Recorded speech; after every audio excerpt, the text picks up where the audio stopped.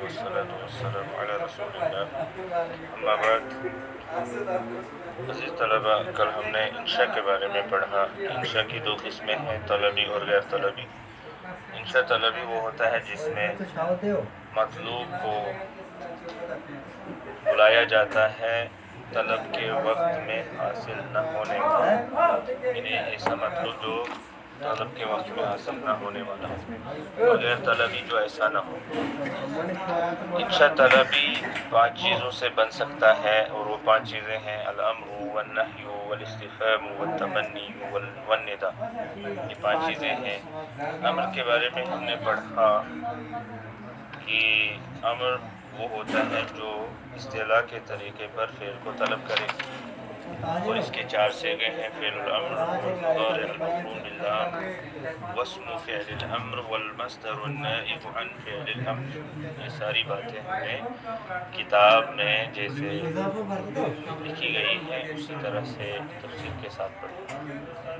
आज जो हमें पढ़ना है वो है वक़द तख़रुजु सियग़ुल अम्रि अन मअनाहुल असली। कभी कभार ऐसा होता है कि अम्र के सीगे अपने असली माने से निकलते हैं इला मआनिन उखर, दूसरे मानों की तरफ चले जाते हैं। यानी कभी कभार पहले अम्र के असली माने नहीं लिए जाते बल्कि दूसरे माने मुराद लिए जाते हैं। तुफ़हमु मिन सियाक़िल कलाम व क़राइनिल अहवाल, जिन मानों को कलाम के सियाक़ से समझा जाता है और अहवाल के कराइन से उनको समझा जाता है। हालात क्या हैं, असबाब क्या हैं, वजूहात क्या हैं, उन चीज़ों को देखा जाता है और उनको सामने रखा जाता है और वो मानी समझे जाते हैं।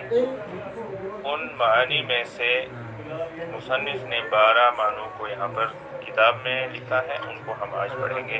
पहला है अद्दुआ। तेरे अम्र का माना कभी कभार दुआ होता है, जैसे कि अल्लाह ताला का फरमान है रब्बी औज़िअनी अन अशकुर निअमतक, ये अल्लाह मुझे तौफीक दे कि मैं तेरी नेमत का शुक्र अदा करूँ। औज़ि यहाँ पर पहले अम्र है, लेकिन यहाँ पर ये दुआ के लिए आया है। नंबर 2 वल इल्तिमास, इल्तिमास करना, इल्तिजा करना।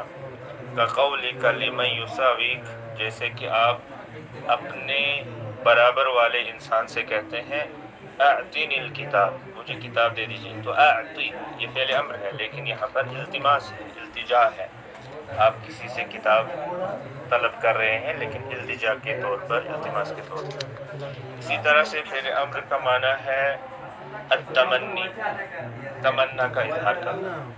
जैसे कि शायर ने कहा है अला अय्युहल लैलु तवीलु अला इंजली बिसुबहिन वमल इस्बाहु मिनका बिअमसली, ए लंबी रात तू वाज़े हो जा, अला इंजली खबरदार तू वाज़े हो जा। तो ये तमन्ना कर रहा है, रात को कह रहा है कि ए लंबी रात तू अब वाज़े हो जा, अब तेरी सुबह हो जाए।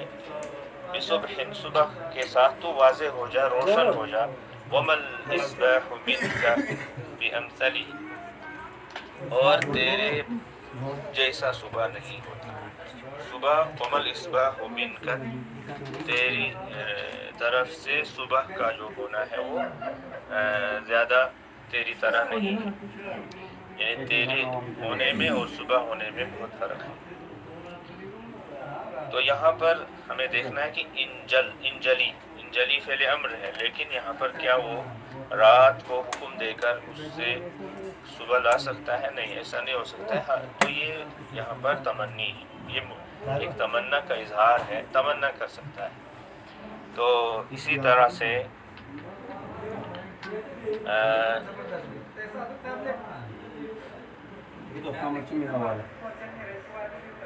यहाँ पर शायर ने ये कहा है अला अय्युहल लैलु तवीलु अला इंजली, ए लंबी रात खबरदार तू वाज़े हो जा। बिसुबहिन सुबह के साथ, सुबह के ज़रिए से तू अब वाज़े हो जा, यानी अब तेरी सुबह हो जानी चाहिए।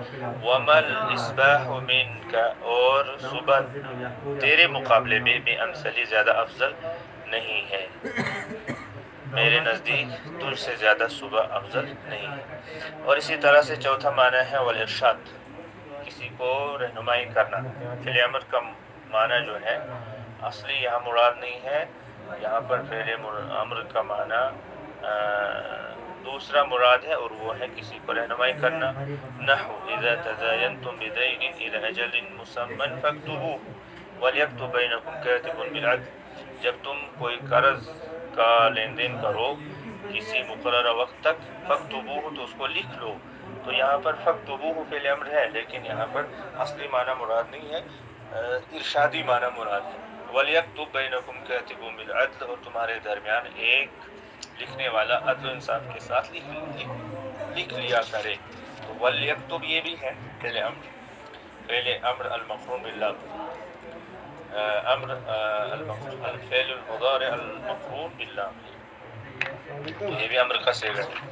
اور اسی طرح سے پانچوں معنی ہے والتحدید، ڈانٹ کے لیے، ڈانٹ ڈپٹ کے لیے فعل امر کو استعمال کیا جاتا ہے. فعل امر کا یہ معنی مراد لیا جاتا ہے جیسے اللہ تعالیٰ کا فرمان ہے اعملوا ما شئتم، کرو جو تم چاہو، کرو جو تم چاہو. یعنی جب تم میری بات نہیں مانتے، میرا حکم نہیں مانتے، میری منع کی وہ چیز سے جب تم نہیں رکتے ہو تو اب تمہاری مرضی، جو چاہو کرو. تو یہ ڈانٹ. والتعجیز، اور عاجز ہونے کے معنی میں بھی فعل امر استعمال ہوتا ہے، یہ معنی بھی مراد لیا جاتا ہے. نحو یا لبکر انشروا لی قلیبا یا لبکر این الفرار.